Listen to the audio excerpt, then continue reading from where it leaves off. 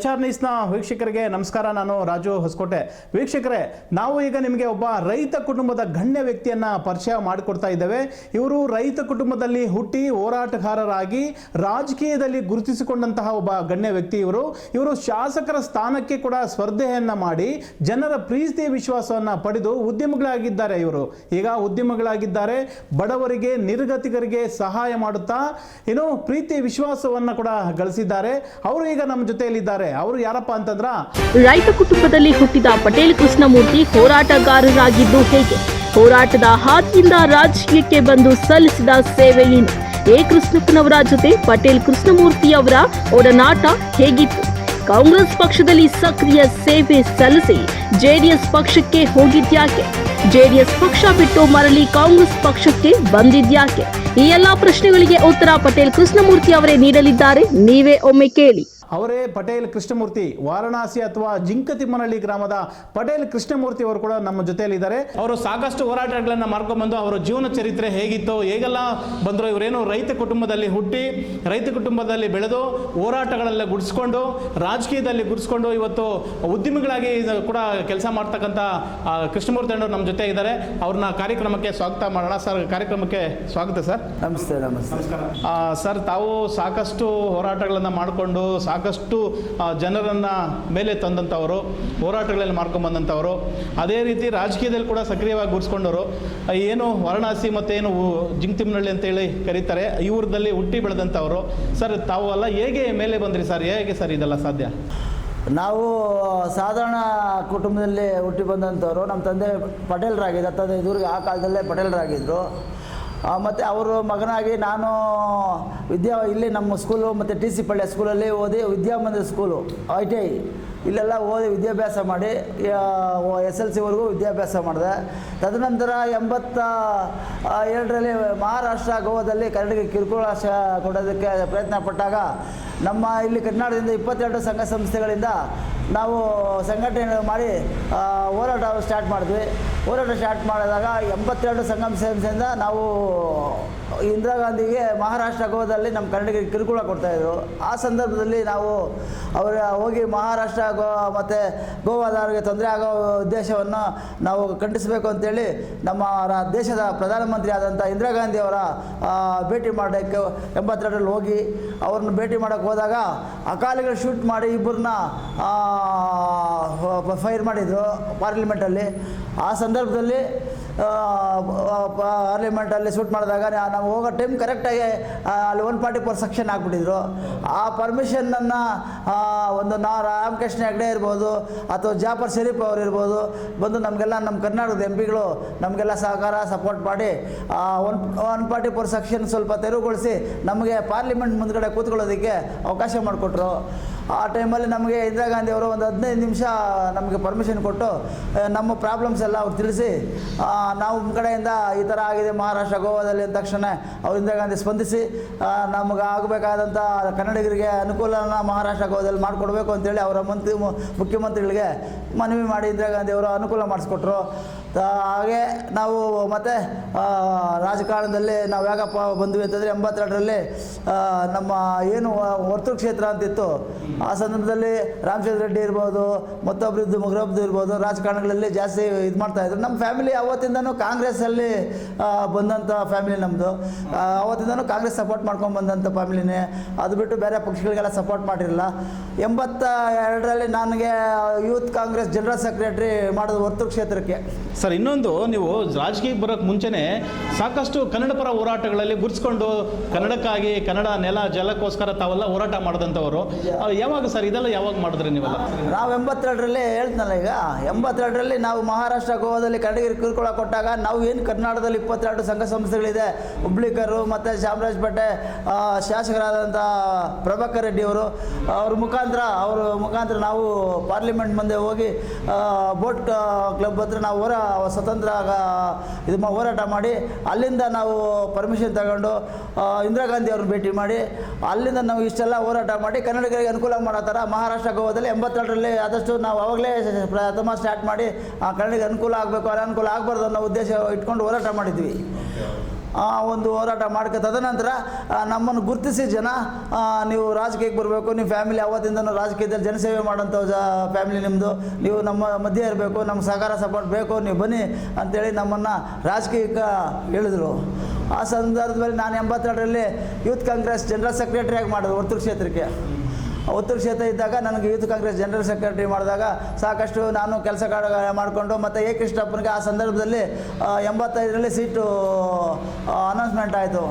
ಆ ಟೈಮಲ್ಲಿ ಕೆಲವರಿಗೆ ಸೀಟ್ಗಳು ಏರುಪೇರಾದಾಗ ನಮ್ಮ ಪಾರ್ಟಿಯಿಂದ ಯಾರು ಕೊಡ್ತಾರೋ ಅವರಿಗೆ ನಾವು ಸಪೋರ್ಟ್ ಮಾಡೋದು ಅಂತೇಳಿ ಎ ಕೃಷ್ಣಪ್ಪನವ್ರಿಗೆ ನಾವು ಸಹಕಾರ ಸಪೋರ್ಟ್ ಕೊಟ್ಟು ನಮ್ಮ ಫ್ಯಾಮಿಲಿ ಫುಲ್ ಸಪೋರ್ಟ್ ಮಾಡಿ ಹೋರಾಟ ಮಾಡಿ ಅವ್ರಿಗೆ ಯಾರೂ ಸಪೋರ್ಟ್ ಇಲ್ಲ ಆ ಟೈಮಲ್ಲಿ ಎ ಕೃಷ್ಣಪ್ಪನವ್ರಿಗೆ. ಅಂಥದ್ರಲ್ಲಿ ನಾವು ಮುಂದೆ ನುಗ್ಗಿ ಹೋರಾಟ ಮಾಡಿ ಮತ್ತು ಟೇಬಲ್ ಹಾಕೋದಕ್ಕೆ ಕ್ಯಾನ್ವಾಸ್ ಮಾಡೋದಕ್ಕೆ ಯಾರೂ ಬರ್ತಾ ಇರಲಿಲ್ಲ, ಭಯಪಟ್ಟು. ಅಷ್ಟೊಂದು ಇಲ್ಲಿ ಪ್ರಾಬ್ಲಮ್ಸ್ ಇತ್ತು. ಅಂಥದ್ರೆಲ್ಲ ನಾವು ಯಾವುದಕ್ಕೂ ಕ್ಯಾರೆ ಮಾಡದೆ ನಮ್ಮ ದೇಶಕ್ಕೆ ಸ್ವತಂತ್ರ ತಂದುಕೊಟ್ಟಿದ್ದು ಕಾಂಗ್ರೆಸ್ ಪಕ್ಷ. ಏನೇ ಆಗಲಿ ಅದರಿಂದ ನಾವು ಎದಗೊಂದಬಾರ್ದು, ಭಯ ಬೀಳಬಾರ್ದು, ಧೈರ್ಯವಾಗಿ ಮುಂದೆ ನುಗ್ಗಬೇಕು ಅಂತೇಳಿ ಹೋರಾಟ ಮಾಡಿ ಎ ಕೃಷ್ಣಪ್ಪನವ್ರನ್ನ ಆ ಕಾಲದಲ್ಲಿ ಗೆಲ್ಲಿಸ್ಕೊಂಡ್ವಿ. ಶಾಸಕರಾಗಿದ್ದರು. ಎಷ್ಟು ವರ್ಷ ಅವ್ರ ಜೊತೆ ಒಡನಾಟ ಇತ್ತು ಸರ್? ಎ ಕೃಷ್ಣಪ್ಪನವರು ಸಾಕಷ್ಟು ಜನಗಳನ್ನ ಹೊರತಂದಂಥವ್ರು. ತಾವು ಅವ್ರ ಜೊತೆಲಿ ಎಷ್ಟು ವರ್ಷ ಕೆಲಸ ಮಾಡಿದ್ರಿ? ಎಷ್ಟು ವರ್ಷಗಳ ಕಾಲ? 10-12 ವರ್ಷ ಕೆಲಸ, 10-12 ವರ್ಷ ಅವ್ರ ಜೊತೆಲಿ ಕೆಲಸ ಮಾಡಿ 2-3 ಸಲ ಟರ್ಮ್ ನಾವು MLA ಆಗಿ ಗೆಲ್ಲಿಸ್ತೀವಿ. ನಾವೇ ಮೇನಾಗಿ ಅವ್ರಿಗೆ ಏನು ಪ್ರಾಬ್ಲಮ್ಸ್ ಇತ್ತು ಎಲ್ಲರೂ ತೊಂದರೆ ಕೊಡ್ತಾಯಿದ್ರು ಅವ್ರಿಗೆ. ಅಂಥ ಟೈಮಲ್ಲಿ ಬೇರೆ ಯಾರೂ ಅವ್ರಿಗೆ ಬಂದು ಸಪೋರ್ಟ್ ಮಾಡ್ತಾ ಇರಲಿಲ್ಲ. ಫೀಲ್ಡ್ ಬಂದು ಕೃಷ್ಣಪ್ಪ ಹೆಸರು ಹೇಳೋಕ್ಕೂ ಭಯ ಬೀಳ್ತಾಯಿದ್ರು. ಅಂಥ ಟೈಮಲ್ಲಿ ನಾವೆಲ್ಲ ಹೋಗಿ ಸಪೋರ್ಟ್ ಮಾಡಿ ನಮಗೆ ಏನು ಅಲ್ಲಿ ಟೇಬಲ್ ಮೇಲೆ ಬರೆಯೋಂಥವ್ರು, ಒಳಗಡೆ ಬೂತಲ್ಲಿ ಕೂತ್ಕೊಳ್ಳೋಂಥವ್ರು ಸಿಗ್ತಾ ಇರಲಿಲ್ಲ, ಅಷ್ಟು ಭಯ ಪಡೋರು ಜನ. ಆ ಥರ ಒಂದು ಇದಿತ್ತು ಇಲ್ಲಿ. ಕೆಲವು ಇರ್ತಕ್ಕಂಥ ಶಕ್ತಿಗಳು ಸೇರಿಕೊಂಡು ಅಷ್ಟೊಂದು ಪ್ರಾಬ್ಲಮ್ ಮಾಡಿ ನಮ್ಮ ಒಂದು ಕಾಂಗ್ರೆಸ್ ಪಕ್ಷನ ಬೆಳೆಯಕ್ಕೆ ಬಿಡ್ತಾ ಇರಲಿಲ್ಲ. ಅಂಥದ್ರಲ್ಲಿ ನಾವು ಹೋರಾಟ ಮಾಡಿ ಎ ಕೃಷ್ಣಪ್ಪನ ಪ್ರಥಮ ಬಾರಿಗೆ 35 ಓಟಲ್ಲಿ ಗೆಲ್ಲಿಸಿದ್ವಿ. ಪ್ರಥಮ ಶಾಸಕರಾಗಿ ಮಾಡಿದ್ವಿ. ತದನಂತರ ಹಂಗೆ ಹೋರಾಟಗಳು ಮಾಡಿಕೊಂಡು ಮತ್ತು 2ನೇ ಸರಿ ಆಯಿತು. 2ನೇ ಸತಿನೂ ಗೆದ್ದರು. 2ನೇ ಸತಿ ಗೆದ್ದಾಗ ಮಿನಿಸ್ಟರ್ ಆದರು. 3ನೇ ಸತಿ ಗೆಲ್ಲೋ ಟೈಮಲ್ಲಿ ನಮಗಾಗದಿರೋ ಪಾರ್ಟಿಗಳೆಲ್ಲ ಅವ್ರು ಸೇರಿಸ್ಕೊಂಡ್ರು. ಬೇಜಾರಾಗಿ ನಾವು ಅವ್ರ ವಿರುದ್ಧವಾಗಿ ನಾವು ಸುಮ್ಮನೆ ಮನೇಲಿ ಸೈಲೆಂಟ್ ಆಗಿದ್ದಾಗ ಅಶ್ವಥ್ ನಾರಾಯಣ ಅನ್ನೋರು ಜನತಾ ದಳ ಇತ್ತು ಅವಾಗ. ಅಶ್ವಥ್ ನಾರಾಯಣ ಅವರು ನಮ್ಮ ಮನೆಗೆ ಬಂದು, ಕೃಷ್ಣಮೂರ್ತಿ ಅವರು 2 ಸತಿ ನಮ್ಮನ್ನು ಸೋರಿಸಿದ್ರಿ, ಈ ಸತಿ ಏನಾದರೂ ಮಾಡಿ ನಮ್ಮನ್ನು ಸಪೋರ್ಟ್ ಮಾಡಿ ಗೆಲ್ಲಿಸ್ಬೇಕು, ನಿಮ್ಮ ಸೇವೆ ಮಾಡ್ತೀನಿ, ಬಡಬಗ್ಗರು ಸೇವೆ ಮಾಡ್ತೀನಿ ಅಂತೇಳಿ ಬಂದು ಅವ್ರು ರಿಕ್ವೆಸ್ಟ್ ಮಾಡಿದಾಗ ನಾನು ವಿಧಿ ಇಲ್ದರೆ ಒಪ್ಕೊಂಡು ಅಶ್ವಥ್ ನಾರಾಯಣ ಅವರಿಗೆ ಜನತಾ ದಳಕ್ಕೆ ಸೇರ್ಪಡೆಯಾದೆ. ಸರ್, ಕಾಂಗ್ರೆಸ್ ಬಿಟ್ಟು ನೀವು JDSಗೆ ಅಶ್ವಥ್ ನಾರಾಯಣ ಅವ್ರ ಜೊತೆ ರೆಡ್ಡಿ ಅವ್ರ ಜೊತೆ ಸೇರ್ಪಡೆ ಹಾಕ್ಕೊಂಡ್ರಿ. ಯಾಕೆ ಸರ್ ನೀವು ಕಾಂಗ್ರೆಸ್ ಬಿಟ್ಟು ಯಾಕೆ ಹೋಗ್ಬೇಕಾಯ್ತು? ನಮಗೆ ತೊಂದರೆ ಕೊಟ್ಟರು. ರಾತ್ರಿಗಳು ನಮ್ಮನ್ನ ಬಗ್ಗೆ ಮರ್ಡರ್ ಮಾಡೋಕ್ಕೆ ಉದ್ದೇಶ ಇಟ್ಕೊಂಡು ನಮ್ಮನ್ನೆಲ್ಲನೂ ತೊಂದರೆ ಕೊಟ್ಟು ನಾವು ಅಣ್ಕೊಂಡು ಸ್ಲಮ್ಗಳಲ್ಲಿ ಅಳ್ಕೊಂಡು ಇಳ್ಕೊಂಡು ರಾತ್ರಿಗಳು ನಾವು ಕಷ್ಟಪಟ್ಟು ದುಡಿದು ಎ ಕೃಷ್ಣಪ್ಪನವ್ರು ಗೆಲ್ಲಿಸ್ತೀವಿ. ಅಂಥವ್ರನ್ನ ಸೇರಿಸ್ಕೊಂಡ್ಬಿಟ್ಟು ನಮ್ಮನ್ನು ಅವ್ರ ಮುಂದೆ ಮರ್ಯಾದೆ ಇಲ್ದಂಗೆ ಮಾಡೋಕ್ಕೆ ಶುರು ಮಾಡಿದ್ರು. ಆ ಟೈಮಲ್ಲಿ ನಾವು ಹೇಳಿದೆ ಅವ್ರಿಗೆ, ಬೇಡ ಸಮಯ ಇಷ್ಟು ಇದರಲ್ಲೇ ಹೋರಾಟ ಮಾಡಿ ನಾವು ಗೆದ್ದು ಇಷ್ಟು ಮುಂದಕ್ಕೆ ಬಂದಿದ್ದೀವಿ, ಒಳ್ಳೆ ಕೆಲಸ ಮಾಡ್ತಾಯಿದ್ರಿ, ಇವತ್ತು ಹೆಸರು ತೊಗೊಂಡು ನಾವು ಒಳ್ಳೆ ಕೆಲಸ ಮಾಡೋಣ, ಅದು ಬಿಟ್ಬಿಟ್ಟು ನೀವು ಅವ್ರನ್ನೆಲ್ಲ ಸೇರಿಸ್ಕೊಂಡ್ರೆ ನಾವು ಬಂದು ಕೆಲಸ ಮಾಡೋದು ಕಷ್ಟ ಆಗುತ್ತೆ ಅಂತೇಳಿ ರಿಕ್ವೆಸ್ಟ್ ಮಾಡ್ಕೊಂಡ್ವಿ. ಆಯಿತು ಕೃಷ್ಣಮೂರ್ತಿ, ಇರಲಿ ಬನ್ನಿ, ಇರಲಿ ಬನ್ನಿ ಅಂತೇಳಿ ಅವ್ರನ್ನೆಲ್ಲ ಸೇರಿಸ್ಕೊಂಡ್ರು. ಅವಾಗ ನಮ್ಮ ಮನಸ್ಸಿಗೆ ನೋವಾಗಿ ನಾವು ಸುಮ್ಮನೆ ಮನೇಲಿದ್ವಿ. ಆವಾಗ ಅಶ್ವಥ್ ನಾರಾಯಣ ಅವರು ನಮ್ಮ ಮನೆಗೆ ಬಂದು, ನಾನು ರಾಮಮೂರ್ತಿ ನಗರದಲ್ಲೇ ಇದ್ದೆ, ವರ್ಮಾ ರೋಡಲ್ಲಿ.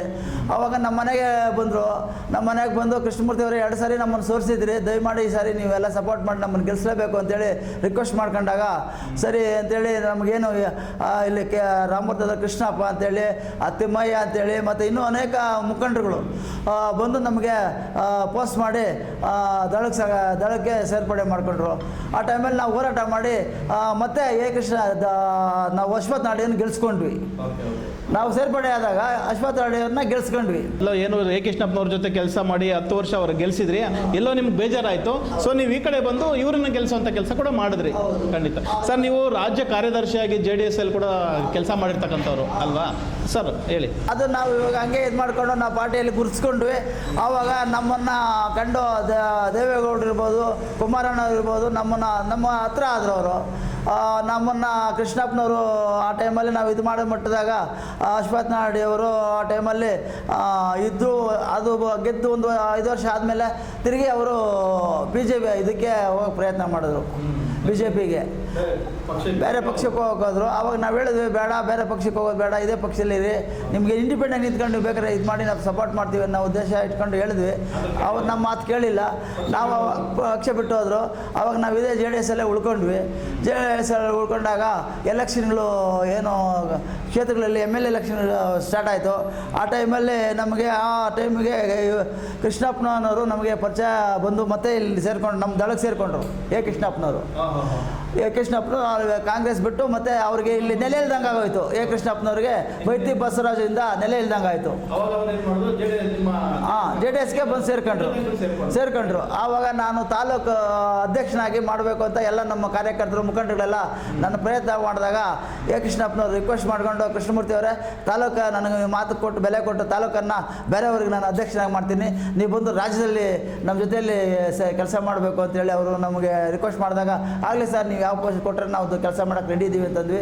ಆವಾಗ ರಾಜ್ಯ ಪ್ರಧಾನ ಕಾರ್ಯದರ್ಶಿಯಾಗಿ, ರಾಜ್ಯ ಕಾರ್ಯದರ್ಶಿಯಾಗಿ ನನ್ನನ್ನು ದೇವೇಗೌಡ ಅಪ್ಪಾಜಿಯವರು ಮತ್ತು ಕೃಷ್ಣಪ್ಪನವರು ಇಬ್ಬರು ನಮ್ಮನ್ನು ರಾಜ್ಯ ಕಾರ್ಯದರ್ಶಿಯಾಗಿ ಮಾಡಿದ್ರು. ಹಾಗೆ ನಾವು ಕೆಲಸ ಮಾಡ್ಕೊಂಡು ಓಡಾಡ್ಕೊಂಡು ಇರಬೇಕಾದ್ರೆ ಸರಿ ಎಲೆಕ್ಷನ್ ಬಂದಾಗ ನಮ್ಗೆ ಸಿರುಪತಿ ಹೊಸಕೋಟೆ ತಾಲೂಕು, ನಮಗೆ ಮೊದಲು ನಾವು ಹೊಸಕೋಟೆ ತಾಲೂಕಿಗೆ ನಮ್ಮ ಜಗದೀಮ್ನಹಳ್ಳಿ ಇದ್ದಿದ್ದು ಹೊಸಕೋಟೆ ತಾಲೂಕಿಗೆ. ಹಾಗಾಗಿ ನಮಗೆಲ್ಲ ತಿರುಪತಿ ಇದ್ದರು, ಎಲ್ಲ ಪರಿಚಯ ಆಗಿದ್ದರು, ಮತ್ತು ನಮ್ಮ ಸಂಬಂಧಿಕರು ಸುಮಾರು ಜನ ಇದರಲ್ಲಿ ಹೊಸಕೋಟೆ ತಾಲೂಕಲ್ಲಿ. ಹಾಗಾಗಿ ನನಗೆ ಗುರುತಿಸಿ ನಮ್ಮ ಏನು ಪ್ರಧಾನಮಂತ್ರಿಗಳಾದಂಥ ಮಾಜಿ ಪ್ರಧಾನಮಂತ್ರಿಗಳಾದ ದೇವೇಗೌಡರು ನಮಗೆ ಅಭಿಪ್ರಾಯ ಕೊಟ್ಟರು.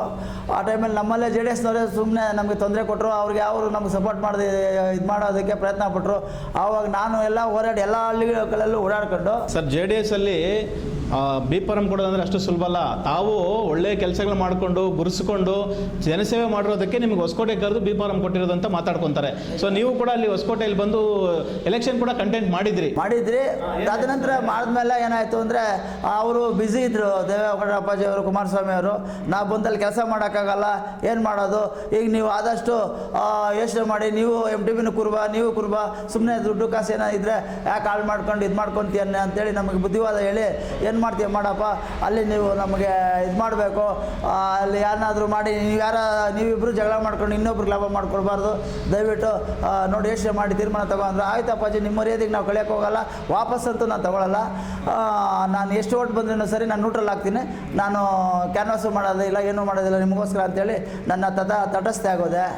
ಆಮೇಲೆ ಸರಿ ಆವಾಗ MTB ಗೆದ್ಕೊಂಡ್ರು. ಆ ಟೈಮಲ್ಲಿ ನೀವು ಅವ್ರಿಗೇನ ಸಪೋರ್ಟ್ ಮಾಡಿದ್ರೆ ಸರ್? ಈಗ ನೀವು ಎಲೆಕ್ಷನಲ್ಲಿ ಆಗಿದ್ರಿ, ಇವರೆಲ್ಲ ನಿಮ್ಗೆ ಹೈಕಮಾಂಡ್ ಹೇಳಿದ್ರು ನೋಡಿ ನೀವು ಮಾತಾಡ್ಕೊಂಡು ಇದು ಮಾಡ್ಕೊಳ್ಳಿ ಅಂದಾಗ ನೀವು ತಟಸ್ಥ ಆಗ್ಬಿಟ್ಟು MTB ಅವ್ರ ಗೆಲುವಿಗೆ ಏನಾದರೂ ಕಾರಣ ಆಯ್ತಾ? ನೀವು ಸಹಾಯ?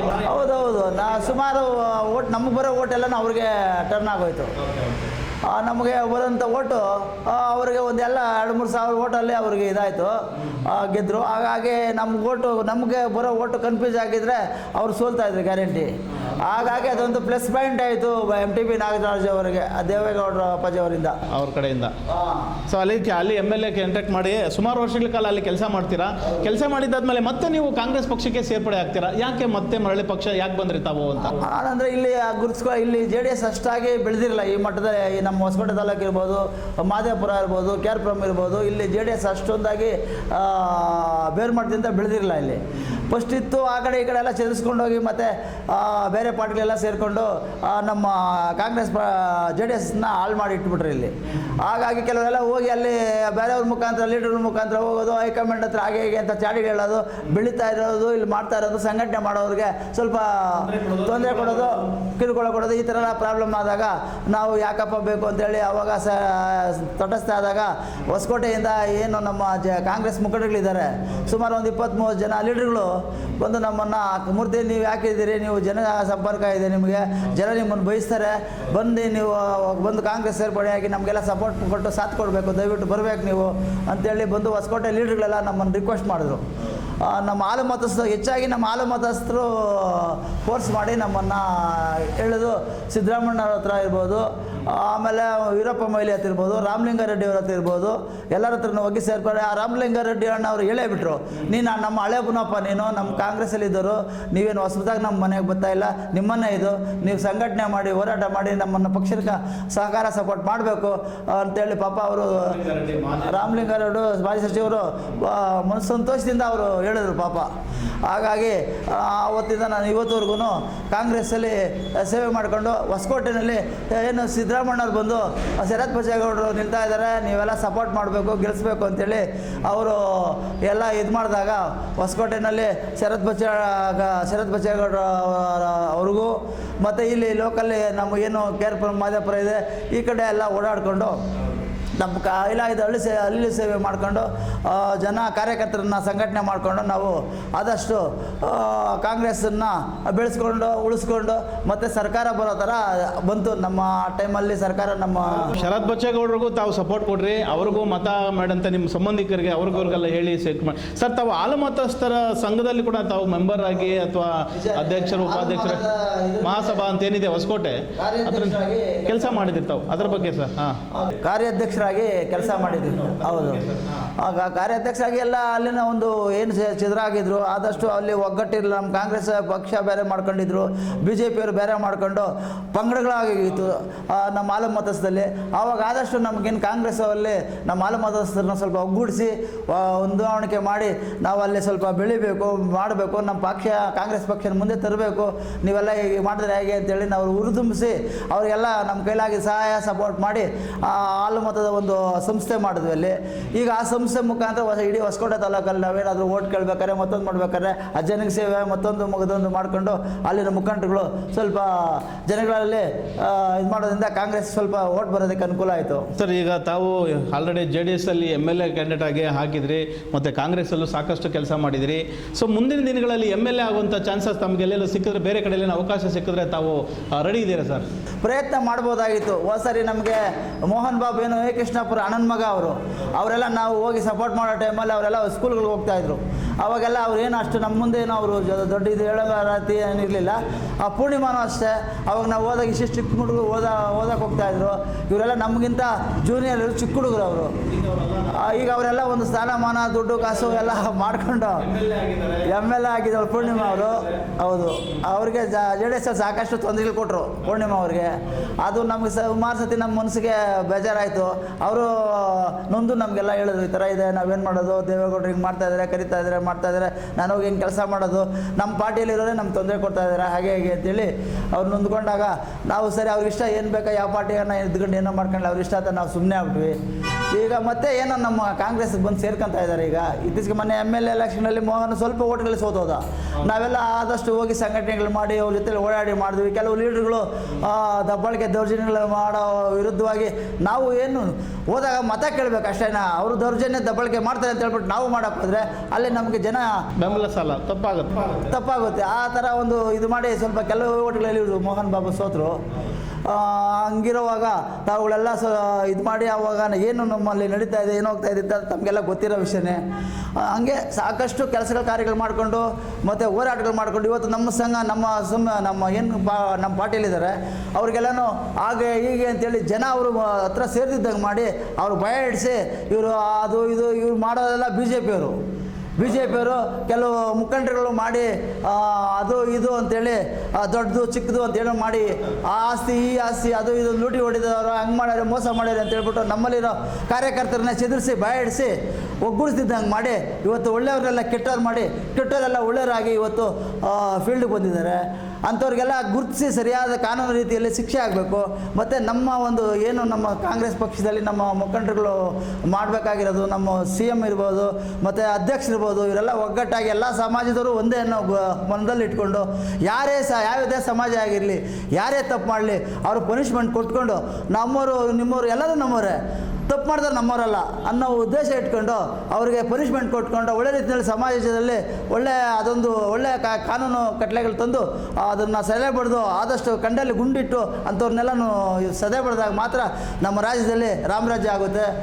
ಅದಕ್ಕೋಸ್ಕರ ಆದಷ್ಟು ಎಲ್ಲರೂ ಒಂದೇ ಅನ್ನೋ ಭಾವನೆ ಇಟ್ಕೊಬೇಕು. ಹಿಂದೂ ಮುಸ್ಲಿಂ ಕ್ರಿಸ್ತರ್ ಅನ್ನೋದು ಬಿಟ್ಬಿಟ್ಟು ತಪ್ಪು ಮಾಡಲಿ, ಹಿಂದೂರೇ ತಪ್ಪು ಮಾಡಲಿ ತಪ್ಪೇ, ಮುಸ್ಲಿಮ್ಸೇ ತಪ್ಪು ಮಾಡಿದ್ರೆ ತಪ್ಪೇ, ಅಂಥವ್ರು ಪನಿಷ್ಮೆಂಟ್ ಕೊಡಬೇಕು. ಯಾರೇ ಇಲ್ಲ ಮುಲಾಜಿಲೇ ಕೊಡಬೇಕು. ನಮ್ಮವರು ತನ್ನೋರು ಅಂತ ನೋಡೋಕೆ ಹೋಗ್ಬಾರ್ದು.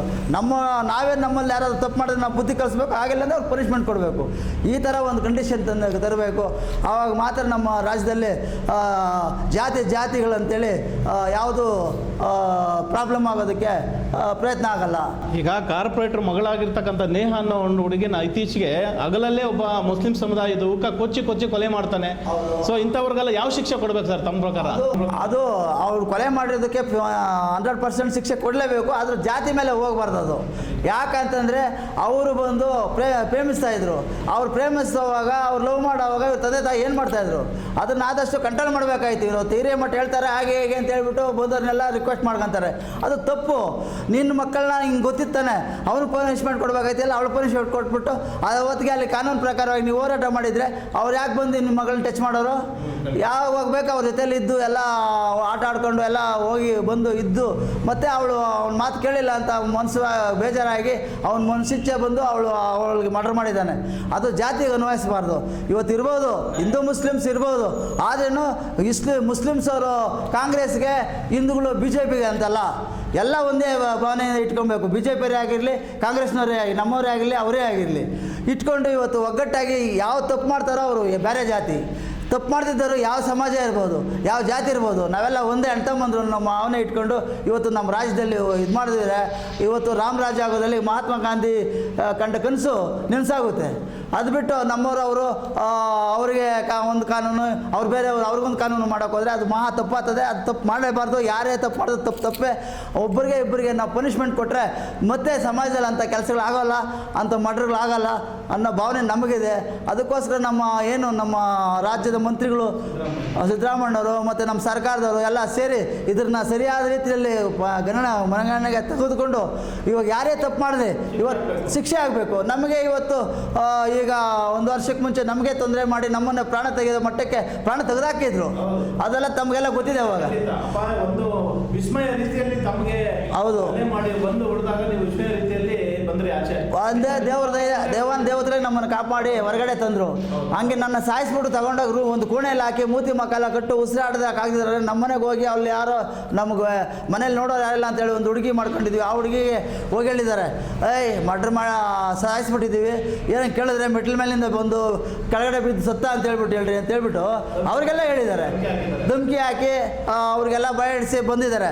ಬಂದವರು ಅವರು ಯಾರಿಗೂ ಹೇಳಲಿಲ್ಲ ಮನೆಯಲ್ಲಿ. ನಾವು ಏನೋ ದೇವತೆಗಳ ಆಶೀರ್ವಾದ ಹೇಗೋ ಏನೋ ಮಾಡಿ ಎಲ್ಲ ರೀತಿಯಲ್ಲಿ ಕಟ್ಟಿರೋದು 2-3 ಕಟ್ಗಳು ಕಟ್ಟಿ ನಮ್ಮನ್ನು ಮೂತಿ ಮಕ್ಕ ಎಲ್ಲ ಮುಚ್ಚಿ ಉಸಿರಾಡ್ದಿದ್ದಂಗೆ ಮಾಡಿ ಭಾರಿ ತೊಂದರೆ ಕೊಟ್ಟು ನನ್ನ ಸತ್ತೋಗಿದೆ ಅಂತ ಬಿಸಾಕಿ ಆಮೇಲೆ ಆತ ಬಂದು ಆ ಮೆಟ್ಲ ಮೇಲಿಂದ ಕೆಳಗಡೆ ತಳ್ಳಿಬಿಟ್ಟು ಮೆಟ್ಲ ಮೇಲಿಂದ ಬಿದ್ದೋದು ಅಂತ ಹೇಳ್ಬಿಟ್ಟು ಪ್ರಚಾರ ಮಾಡೋದಕ್ಕೆ ಪ್ರಯತ್ನ ಮಾಡಿದರು.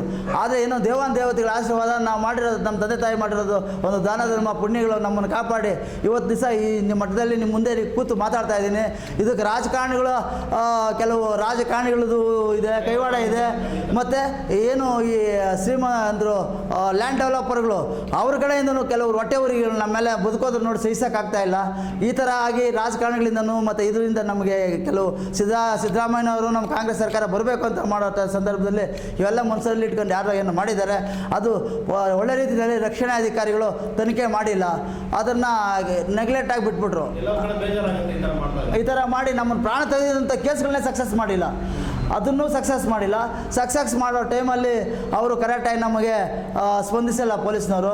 ಹಿಂಗೆ ಮಾಡಿದ್ರು. ಮತ್ತು ಒಂದು ನಮಗೆ ಲೈಸೆನ್ಸ್ ಬೇಕಪ್ಪ ಅಂತ ಈಗ ಮೊದಲೇ ಒಂದು 5 ವರ್ಷಕ್ಕೆ ಮುಂಚೆನೂ ನಾನು ಲೈಸೆನ್ಸ್ಗೆ ಅಪ್ಲೈ ಮಾಡಿದ್ದೆ ರಿವಾಲ್ವರ್ಗೆ.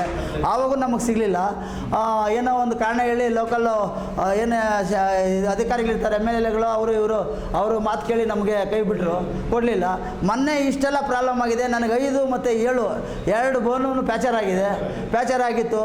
ಆದ್ರೂ ನಾವು ಇದು ತಗೊಂಡು ಎಲ್ಲ ನಮ್ಮ ರಕ್ಷಣೆ ಅಧಿಕಾರಿಗಳಿಗೆ ಕೊಟ್ಟು ನಮಗೆ ಲೈಸೆನ್ಸ್ ಬೇಕು ಅಂತ ಕೇಳಿದಾಗ ಕಮಿಷನರ್ ಆಫೀಸಿಂದ ಕ್ಯಾನ್ಸಲ್ ಆಗಿ ಬಂದಿದೆ.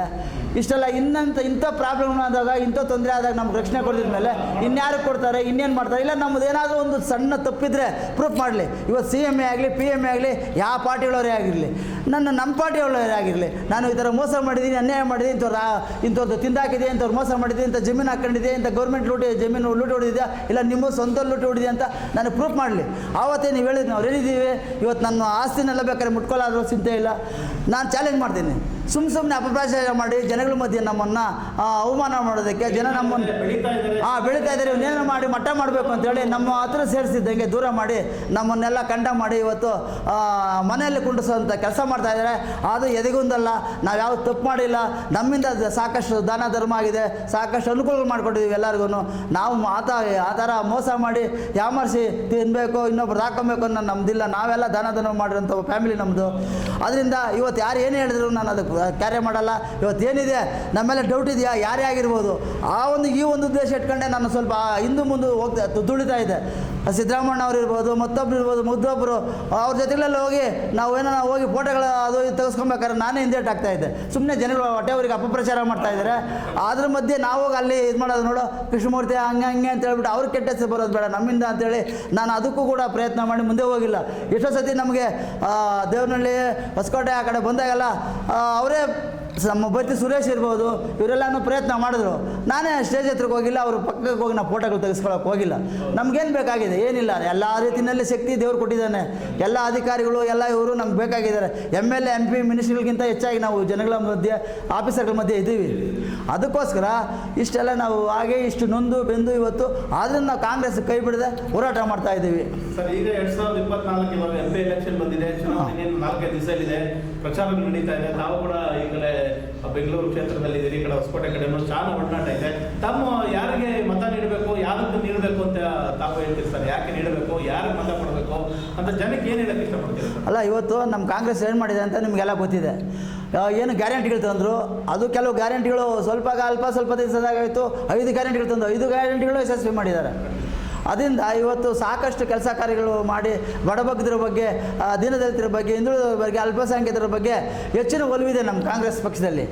ಏನೋ ನಮ್ಮ ಇವರು BJP ಅವರು ಇವ್ರನ್ನೆಲ್ಲ ಬಿಟ್ಟು ಮಧ್ಯಮದವ್ರಿಗೆ ಮಾತ್ರ ಸಹಕಾರ ಸಪೋರ್ಟ್ ಮಾಡೋಂಥ ಕೆಲಸಗಳು ಮಾಡಿ ಇವತ್ತು ಇವ್ರನ್ನೆಲ್ಲನೂ ಗಾಳಿಪಟ ಮಾಡಿ ಗಾಳಿ ತೂಡ್ತಾ ಇದ್ದಾರೆ. ಅಂಥ ಇದರಲ್ಲಿ ಕಾಂಗ್ರೆಸ್ ಎಲ್ಲ ಪ್ರತಿಯೊಂದರಲ್ಲೂ ಮುಂದೋಗಿ ಏನು ಬೇಕೋ ಅನುಕೂಲ ಮಾಡಿ ಸಪೋರ್ಟ್ ಮಾಡ್ತಾ ಇದೆ. ಅಂಥ ಇದರಲ್ಲಿ ಇವತ್ತು ನಾವು ಕಾಂಗ್ರೆಸ್ ಗೆಲ್ಲಿಸಲೇಬೇಕು, ಕಾಂಗ್ರೆಸ್ ಸಪೋರ್ಟ್ ಮಾಡಬೇಕು. ಎಲ್ಲ ನಮ್ಮ ಮಿತ್ರರಿಗೆ, ನಮ್ಮ ಸಹಪಾಠಿಗಳಿಗೆ, ಸ್ನೇಹಿತರಿಗೆ, ಕಾರ್ಯಕರ್ತರಿಗೆ, ನಮ್ಮ ಬಂಧುಗಳಿಗೆಲ್ಲ ನಾನು ಈ ಮುಖಾಂತರ ತಿಳಿಸಿದ್ದೇನಪ್ಪ ಅಂದರೆ, ನಮ್ಮ ಏನು ಕರ್ನಾಟಕದಲ್ಲಿ MP ಎಲೆಕ್ಷನ್ ನಡೀತಾ ಇದೆ, ಈಗ ತಾವುಗಳೆಲ್ಲ ದೊಡ್ಡ ಮನಸ್ಸು ಮಾಡಿ ಕಾಂಗ್ರೆಸ್ ವೋಟ್ ಹಾಕಿ ಕಾಂಗ್ರೆಸ್ಸನ್ನು ಗೆಲ್ಲಿಸಿ ಮುಂದಿನ ದಿನಗಳಲ್ಲಿ ಆದಷ್ಟು ಅನುಕೂಲ ಮಾಡಲಿ. ನಾವು ಏನೇ ನಮ್ಮ ಪಕ್ಷದಲ್ಲಿ ಅನ್ಯಾಯ ಆಗಲಿ, ಅಧರ್ಮಗಳಾಗಲಿ ನಾವು ಖಂಡಿಸೋಣ. ನಮ್ಮ ಮನೆಯಲ್ಲಿ ನಾವು ತಿದ್ದುಕೋಣ, ನಮ್ಮ ಮನೇಲಿ ತಿದ್ದು ನಾವೇನು ಬೇಕೋ ನಾವು ಸರಿಪಡಿಸ್ಕೊಳ್ಳೋಣ. ಅದನ್ನು ನಾವು ಮನದಲ್ಲಿಟ್ಕೊಂಡು ಇವತ್ತು ಕ್ಯಾಂಡಿಡೇಟ್ಗಳು ಗೆಲ್ಲಬೇಕು. ಗೆದ್ದಿದ್ದಾದಮೇಲೆ ನಮ್ಮಲ್ಲೇನೋ ನಮ್ಮ ಮಿಸ್ಟೇಕ್ಗಳು, ತಪ್ಪುಗಳಿದ್ದರೆ ನಾವೇ ಸರಿ ಮಾಡಿಕೊಂಡು ಅದನ್ನೇನು ಮಾಡಬೇಕು ಮಾಡ್ಕೊಂಡು ಒಳ್ಳೆ ರೀತಿಯಲ್ಲಿ ನಡೆಸ್ಕೊಂಡೋದ್ರೆ ರಾಮರಾಜ ಆಗೋದ್ರಲ್ಲಿ ಎರಡು ಮಾತಿಲ್ಲ. ಹಾಗೆ ಈ BJP ಅವ್ರು ಏನು ಮಾಡ್ತಾಯಿದ್ದಾರೆ, ಮಾಡ್ತಾಯಿದೆ ಅಂತ ತಮಗೆಲ್ಲ ಗೊತ್ತೇ ಇದೆ. BJP ಅವರು ಇವತ್ತು ಯಾವ ಥರ ಮಾಡ್ತಾಯಿದೆ, ಏನು ಮಾಡ್ತಾಯಿದ್ದಾರೆ ಗೊತ್ತಿದೆ. BJP ಅವರು ಹೋಗ್ಬಿಟ್ಟು ಸಿದ್ದರಾಮಣ್ಣ ಹಂಗೆ, DK ಶಿವಕುಮಾರ್ ಹಂಗೆ, ಇವರು ಹಂಗೆ ಅವ್ರಿಗೇನು ಬೇಕು, ಅವರಲ್ಲೇ 26 ತೂತುಗಳಿದೆ. ಇವಾಗ ಈಶ್ವರಪ್ಪನ ನೋಡಿ ಪಾರ್ಟಿ ಅಂತ ಅಳಬರವರು ಅವರಿಗೆ ಲೆಕ್ಕ ಕೆಲ್ದಾಗ ಮಾಡಿ ಇವತ್ತು ಅವ್ರು ಸಪ್ರೇಟಾಗಿ ಹೋಗಿ ಇವತ್ತು ಕಂಟೆಸ್ಟ್ ಮಾಡಿದ್ದಾರೆ, ಉಚ್ಚಾಟನೆ ಬೇರೆ ಮಾಡಿದ್ದಾರೆ. ಅಂಥ ಇದರಲ್ಲಿ ಇವ್ರ ಮನೆಗಳನ್ನ ಇವ್ರು ನ್ಯಾಯವಾಗಿ ನೋಡ್ಕೊಳ್ಳೋಕ್ಕಾಗದು. ಇನ್ನೊಬ್ಬರು ಮನೆಗಳು ಇದು ಅಂತ ಹೇಳ್ಬಿಟ್ಟು ಇವರು ಹೇಳ್ಕೊಂಡು ಪ್ರಚಾರ ಮಾಡ್ಕೊಂಡು ಓಡಾಡ್ತಾ ಇದ್ದಾರಲ್ಲ. ಇವತ್ತು ರಾಘವೇಂದ್ರ ಇಷ್ಟು ದಿವಸ ರಾಜಕೀಯ ಮಾಡೋದು, ಅವರು ಅಲ್ಲೇ ಇಲ್ಲಿ ಅಪಪ್ರಚಾರಗಳು ಮಾಡ್ತಾ ಇರಲಿಲ್ಲ. ಈ ವಿಜೇಂದ್ರ ಬಂದು ಸೇರ್ಕೊಂಡು ಇವತ್ತು ನಮ್ಮ ರಾಜ್ಯದಲ್ಲಿ ಇಲ್ದಿದ್ದ ಅಪಪ್ರಚಾರಗಳು ಮಾಡ್ಕೊಂಡು, ಇಲ್ದಿದ್ದ ನಾಯಕರನ್ನ ದೂಷಿಸ್ಕೊಂಡು, ಕಂಡಮ್ ಮಾಡ್ಕೊಂಡು ಇವತ್ತು ಹೋರಾಟ ಮಾಡ್ತಾ ಇದ್ದಾರೆ. ಹಂಗಂದು ನಾಯಕರನ್ನ ದೂಷಣೆ ಮಾಡಿ, ನಾಯಕರನ್ನ ಕಂಡಮ್ ಮಾಡಿದ ತಕ್ಷಣ ಅವ್ರೇನು ಕಂಡಮ್ ಆಗಲ್ಲ, ಅವರೇನು ಕಡಿಮೆ ಆಗಲ್ಲ. ಅವೆಲ್ಲ ಮಾಡೋದು ಅಷ್ಟು ಕಡಿಮೆ ಮಾಡಿ BJP ಅವರು ಮತ ಕೇಳಿ, ಅವ್ರು ಕೆಲಸ ಮಾಡಿದರೆ ಮತ ಕೇಳಿ ಓಟ್ ತಗೊಂಡು ಗೆಲ್ಲಿ. ಅದು ಬಿಟ್ಟು ಸುಮ್ಮನೆ ಅಪಪ್ರಚಾರಗಳು ಮಾಡ್ಕೊಂಡು ಸಿದ್ದರಾಮಯ್ಯನವ್ರು ಹಿಂಗೆ, DK ಶಿವಕುಮಾರ್ ಹಂಗೆ, ಹಾಗೆ ಹೀಗೆ ಅಂತ ಹೇಳ್ಬಿಟ್ಟು ಇಲ್ಲಿದ್ದ ಅವ್ರ ಮೇಲೆ ಅದು ಗೂಬೆ ಗುಂಡು ಹೊಡಿಸ್ಬಿಟ್ಟು ಕಾಂಗ್ರೆಸ್ ನಾಳು ಮಾಡೋದಕ್ಕಂತೂ ಹೋಗಬೇಡಿ. ಅವತ್ತು ನಮ್ಮ ದೇಶಕ್ಕೆ ತಂದು ಕೊಟ್ಟಿದ್ದು ಕಾಂಗ್ರೆಸ್ ಸರ್ಕಾರನೇ ನಮ್ಮ ದೇಶಕ್ಕೆ ಸ್ವತಂತ್ರ ತಂದು ಕೊಟ್ಟಿದ್ದು. ಇವತ್ತು ಆದಷ್ಟು ಕಾಂಗ್ರೆಸ್ನವರು ಏನು ಬೇಕೋ ಒಳ್ಳೆ ಕೆಲಸ ಮಾಡ್ತಾ ಇದ್ದಾರೆ. ಇವತ್ತೇನೋ ಈ ಮುಸ್ಲಿಮ್ಸು ಹಿಂದೂಗಳದು ಒಂದು ಇದಾಗಿದೆ, ಅದರ ಆದಷ್ಟು ಬೇಗ ನಮ್ಮ ಮುಖ್ಯಮಂತ್ರಿಗಳು ಅಧ್ಯಕ್ಷರುಗಳು ಸರಿಪಡಿಸ್ತಾರೆ ಅನ್ನೋ ನಂಬಿಕೆ ನಮಗಿದೆ. ಆದಷ್ಟು ಯಾವ ಜಾತಿ ಆಗಲಿ ಯಾವ ಜನಾಂಗ ಆಗಲಿ ಒಳ್ಳೆ ಕೆಲಸ ಮಾಡಿದ್ರೆ ಸಹಕಾರ ಸಪೋರ್ಟ್ ಮಾಡಿ, ಇವರು ಅನ್ಯಾಯ ಮಾಡಿ ದಬ್ಬಾಳಿಕೆ ದೌರ್ಜನ್ಯಗಳು ಮಾಡಿ ಈ ಥರ ಅವರೇ ತೀರ್ಮಾನ ತಗೊಂಡು ಏನು ಬೇಕೋ ಜನಗಳನ್ನ ಪ್ರಾಣ ತೆಗೆಯಂಥ ಕೆಲಸ ಮಾಡಿದವ್ರು ಯಾರೇ ಆಗಿರಲಿ ಯಾವ ಜಾತಿ ಆಗಿರಲಿ ಖಂಡಿಸ್ತೀನಿ. ಅಂಥವ್ರ ಬಗ್ಗೆ ಕ್ರಮ ತಗೊಂಡು ಅವ್ರನ್ನ ಏನೇ ಅನ್ಯಾಯ ಆದರೂ ಚಿಂತೆ ಇಲ್ಲ ಅವ್ರಿಗೆ. ಅಂಥವ್ರು ಕಂಡಲ್ಲಿ ಗುಂಡಿಕ್ಕಿ ಸಾಯಿಸಬೇಕು. ಅಲಕ್ ಕುಮಾರ್ ಅಂತ ಆಫೀಸರ್ಗಳಿದ್ರು, ಅವರು ಇಲ್ಲಿ ಸುಮಾರು ಜನಗಳು ತೊಂದರೆ ಆಗಿತ್ತು. ಅಂಥವ್ರು ಮಟರ್ ಪಾರ್ಟಿಗಳೆಲ್ಲ ಇದ್ದರು. ಅಂಥವ್ರು ಅವರು ಮುಲಾಜಿದ್ದಾರೆ, ಅವ್ರ ಮೇಲೆ ಎಷ್ಟೇ ಕಾನೂನು ಕೇಸ್ಗಳು ಬಂದರೂ ಕೂಡ ಅಂಥನ್ನೆಲ್ಲ ಸಲಹೆ ಬಡ್ದು ಏನು ಬೇಕೋ ಮಟ್ಟ ಹಾಕಿದ್ರು. ಆ ಥರ ಅಧಿಕಾರಿಗಳು ಬೇಕು ನಮ್ಮ ರಾಜ್ಯದಲ್ಲಿ. ಆ ರೀತಿಯಾಗಿ ನಾವು ಇವತ್ತು ಮಾಡೋಣ. ಮುಂದಿನ ದಿನದಲ್ಲಿ ಇವಾಗ ಏನು ಎಲೆಕ್ಷನ್ ಇನ್ನು 2-3 ದಿವಸ ಇದೆ ಅಷ್ಟೇ. ಅದರಿಂದ ತಾವುಗಳು ಎಲ್ಲ ಈ ಮುಖಾಂತರ ಬೇಡ್ಕೊಳ್ಳೋದು ಏನಪ್ಪ ಅಂದರೆ ನಮ್ಮ ಏನು ಈ ಮಾದೇವಪುರ ಕ್ಷೇತ್ರ ಇರ್ಬೋದು, ಕೇರ್ಪುರಂ ಕ್ಷೇತ್ರ ಇರ್ಬೋದು, ಹೊಸಕೋಟೆ ಇರ್ಬೋದು, ಅದಲ್ಲದೇ ಈ ರಾಜ್ಯದಲ್ಲಿ ಕೆಲವು ಕಡೆ ನಾವು ಕ್ಷೇತ್ರಗಳಲ್ಲಿ ಓಡಾಡಿದ್ದೀವಿ. ಕೆಲವು ಲೀಡರ್ಗಳು ಕಾರ್ಯಕರ್ತರುಗಳೆಲ್ಲ ನಮ್ಗೆ ಪರಿಚಯ ಇದ್ದಾರೆ. ಹಾಗಾಗಿ ಆ ಬಂಧುಗಳಿಗೆಲ್ಲ ಈ ಮುಖಾಂತರ ತಿಳಿಸೋದೇನಪ್ಪ ಅಂದರೆ ನೀವೆಲ್ಲ ಕಾಂಗ್ರೆಸ್ ಓಟ್ ಹಾಕಿ ಕಾಂಗ್ರೆಸ್ ಬಲಪಡಿಸಿ ಏನು ನಮ್ಮ ಅಭ್ಯರ್ಥಿಗಳನ್ನ ಗೆಲ್ಲಿಸ್ಕೊಳ್ಳಿ. ಮುಂದಿನ ದಿನದಲ್ಲಿ ನಾವು ನೀವೆಲ್ಲ ಒಗ್ಗಟ್ಟು ಸೇರಿ ಹೋರಾಟ ಮಾಡಿ ನಾವು ಕಾಂಗ್ರೆಸ್ ಬೆಳೆಸೋಣ. ಏನು ಅನ್ಯಾಯ ಆಗಿರೋದು ಸರಿಪಡಿಸೋಣ. ಏನು ಅಲ್ಪಸಂಖ್ಯಾತರಿಗೆ ಮತ್ತು ದಲಿತರಿಗೆ ಮತ್ತು ಹಿಂದುಳಿದವರಿಗೆ ಇವರಿಗೆಲ್ಲ ಆದಷ್ಟು ನಮ್ಮ ಪಾರ್ಟಿಯಿಂದ ಸಹಕಾರ ಸಪೋರ್ಟ್ ಮಾಡ್ತಾರೆ ಅನ್ನೋ ನಂಬಿಕೆ ಸಿದ್ದರಾಮಯ್ಯ ಮೇಲೆ ಡಿ ಕೆ ಶಿವಕುಮಾರ್ ಮೇಲೆ ಇದೆ. ಅದರಿಂದ ತಾವುಗಳೆಲ್ಲ ಸಪೋರ್ಟ್ ಮಾಡಿ ಸಹಕಾರ ಮಾಡಬೇಕು. ಇವತ್ತು ಹೊಸಕೋಟೆಯಲ್ಲಿ ಸಾಕಷ್ಟು ಕೆಲಸ ಮಾಡ್ತಾ ಇದ್ದಾರೆ ಶರತ್ ಬಚ್ಚೇಗೌಡರು. ಇವತ್ತು ಪ್ರತಿಯೊಂದು ಹಳ್ಳಿಗಳಲ್ಲಿ ಹೋಗಲಿ ಶರತ್ ಬಚ್ಚೇಗೌಡರಿಗೆ ಒಂದು ಜೈ ಅಂತಾರೆ. ಆ ಒಂದು ಹೆಸರು ಮಾಡ್ಕೊಂಡಿದ್ದಾರೆ ಶರತ್ ಬಚ್ಚೇಗೌಡರು. ಯುವಕರಾದ್ರೇನು ಪಾಪ ಬಚ್ಚೇಗೌಡರು ನಾವು ಸಾಕಷ್ಟು ಅವ್ರನ್ನ ನೋಡಿದ್ದೀವಿ, ಕೇಳಿದ್ದೀವಿ, ಅವ್ರ ಜೊತೆಯಲ್ಲೂ ಇದ್ವಿ. ಆದರೆ ಅವ್ರಿಗಷ್ಟಿಗಿಂತ ಹೆಚ್ಚಾಗಿ ಶರತ್ ಬಚ್ಚೇಗೌಡರಿಗೆ ಐಡಿಯಾ ಇದೆ, ನಾಕಿದೆ. ಬಡವ್ರ ಬಗ್ಗೆ ವಿದ್ಯಾವಂತರಿದ್ದಾರೆ, ಬಡವರ ಬಗ್ಗೆ ವಿಶ್ವಾಸ ಇದೆ, ಅಲ್ಪಸಂಖ್ಯಾತರ ಮೇಲೆ ವಿಶ್ವಾಸ ಇದೆ. ಅದನ್ನು ಎಲ್ಲ ಸಮುದಾಯದ ಒಗ್ಗಟ್ಟಾಗಿ ಸೇರಿಸಿ ಏನು ಬೇಕೋ ಸಹಕಾರ ಸಪೋರ್ಟ್ ಮಾಡ್ತಾರೆ. ಆದರೆ ಕ್ಷಣನೇ ಯಾವುದು ದುಡ್ಕಲ್ಲ ಅವರು. ಏನು ಬೇಕೋ ಯೋಚನೆ ಮಾಡಿ ತಾಳ್ಮೆಯಿಂದ ಆಲೋಚನೆ ಮಾಡಿ ಏನು ಮಾಡಬೇಕು ಮಾಡ್ತಾ ಇದ್ದಾರೆ. ಒಳ್ಳೆ ಕೆಲಸ ಮಾಡ್ತಾರೆ ಅಂತ ಶಾಸಕರು ಬರಬೇಕು ಇಡೀ ರಾಜ್ಯದಲ್ಲಿ ಅಂತ ಈ ಮುಖಾಂತರ ತಿಳಿಸ್ತಾ ನಾನು 2 ಮಾತು ಮುಗಿಸ್ತಾ ಇದ್ದೀನಿ. ಜೈ ಹಿಂದ್, ಜೈ ಕರ್ನಾಟಕ. ಮಾತು ನೋಡಿದ್ರಲ್ಲ ವೀಕ್ಷಕರೇ, ಇಷ್ಟೊತ್ತು ಕೂಡ ನಮ್ಮ ಜೊತೆ ಏನು ಪಟೇಲ್ ಕೃಷ್ಣಮೂರ್ತಿ ಅವರು ತಮ್ಮ ಮನದಾಳದ ಮಾತುಗಳನ್ನು, ಹಾಗೆ ಏನು ತಾವು ಹುಟ್ಟು ಬಂದ ರೀತಿಯನ್ನು, ಮತ್ತು ಯಾವಾಗ ಅವರು ರಾಜಕೀಯಕ್ಕೆ ಬಂದರು, ಹೋರಾಟಗಾರರಾಗಿ ರಾಜಕೀಯದಲ್ಲಿ ಗುರುತಿಸ್ಕೊಂಡು ರಾಜ್ಯ JDS ಕಾರ್ಯದರ್ಶಿಗಳಾಗಿ ಹೊಸಕೋಟೆ ಕ್ಷೇತ್ರದಲ್ಲಿ MLA ಕ್ಯಾಂಡಿಡೇಟ್ ಆಗಿ ಕೂಡ ಸ್ಪರ್ಧಿಸಿದ್ದು, ತಮ್ಮ ನೋವುಗಳನ್ನು ತಮ್ಮ ಬೆಳೆದು ಬಂದ ಹಾದಿಗಳನ್ನು ಸವಿಸ್ತಾರವಾಗಿ ನಮ್ಮ ಜೊತೆ ಅಂದ್ಕೊಂಡಿದ್ದಾರೆ. ಅವರಿಷ್ಟು ಜೊತ್ತು ನಮ್ಮ ಜೊತೆ ಮಾತನಾಡಿದ್ದಕ್ಕೆ ಅವರಿಗೆ ನಾವು ಅಭಿನಂದನೆಗಳನ್ನು, ಹೃತ್ಪೂರ್ವಕವಾದ ಅಭಿನಂದನೆಯನ್ನು ಸಲ್ಲಿಸ್ತೇವೆ ವೀಕ್ಷಕರೇ. ಇದಾಗಿತ್ತು ಇವತ್ತಿನ ಕಾರ್ಯಕ್ರಮ. ಇನ್ನು ಮುಂದಿನ ದಿನಗಳಲ್ಲಿ ಇನ್ನೊಬ್ಬ ವ್ಯಕ್ತಿಯ ಜೊತೆ ಅವರ ನೇರ ಸಂದರ್ಶನವನ್ನು ಕೂಡ ನಾವು ಮಾಡೋಣ. ಅಲ್ಲಿವರೆಗೂ ನಮಸ್ಕಾರ. ನೋಡ್ತಾ ಇರಿ HR ನ್ಯೂಸ್ ಕನ್ನಡ, ಹೊಸಕೋಟೆ.